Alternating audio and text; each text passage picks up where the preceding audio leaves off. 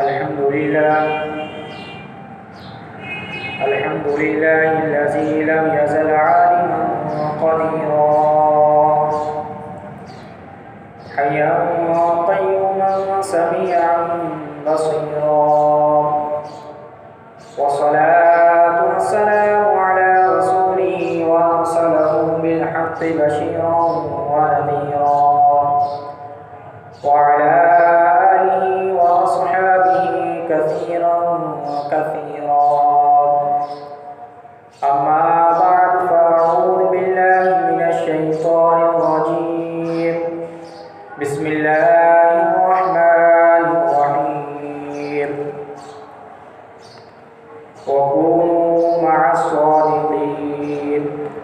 صدق الله العظيم. إن الله وملائكته يصلون على النبي يا أيها الذين آمنوا صلوا عليه وسلموا تسليما. اللهم صل على سيدنا ومولانا محمد معدن الجود والكرم وآله وبارك وسلم.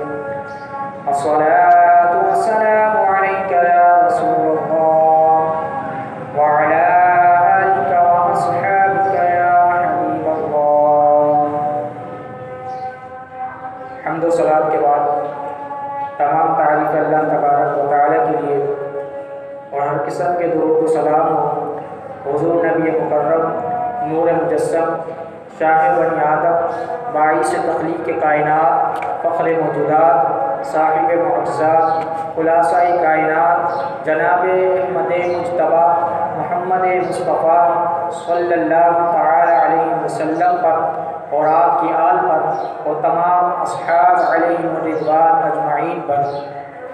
حضرات محترم، آج جمعے کے خطبے میں اور اس مختصر سے وقت میں حضور سیدنا صدیق اکبر رضی اللہ تعالی عنہ و پہلو مصطفیٰ صلی اللہ تعالی علیہ وسلم نے آج اس حوالے سے چند گزارشات عرض کرنی ہے.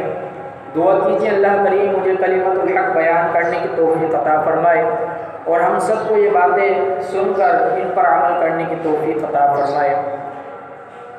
حضرت سیدنا صدیق اکبر رضی اللہ تعالی عنہ وہ شخصیت ہیں جو رسول اور انبیاء کے بعد سب سے افضل و اعلیٰ ہیں انسانوں میں، جن کو زندگی میں شفیع المذنبین نے صاحبی علی الحوض ہونے کا اعزاز عطا فرمایا ہے. اور حضور صلی اللہ تعالی علیہ وسلم نے انبیاء کے علاوہ جن کو کریم علیہ السلام کے بعد جو امت کے سب سے زیادہ خیر خواہ ہوں گے وہ حضرت سیدنا صدیق اکبر رضی اللہ تعالی عنہ ہیں.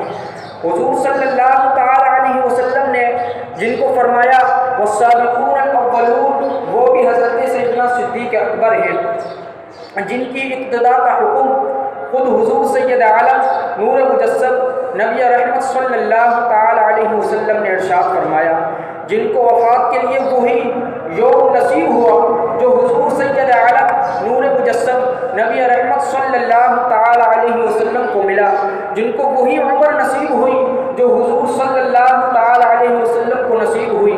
حضرت سیدنا صدیق اکبر رضی اللہ تعالی عنہ وہ ہیں جن کے متعلق حضرت امام باقر رضی اللہ تعالی عنہ ارشاد فرماتے ہیں، آپ نے علل اعلان ارشاد فرمایا، اپنے دور میں ارشاد فرمایا کہ جو انہیں صدیق نہ سمجھے اللہ تبارک و تعالیٰ اسے سچا نہ کرے.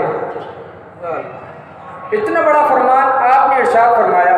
حضرت سیدنا صدیق اکبر رضی اللہ تعالی عنہ وہ شخصیت ہیں جنہوں نے اپنے پرانے کپڑے کفن کو بنانے کے لیے دستیاب کر لیے، اور جتنے زیادہ نئے کپڑے آپ کے پاس موجود تھے وہ سب اس وقت کے مجاہدین کو دے دیے.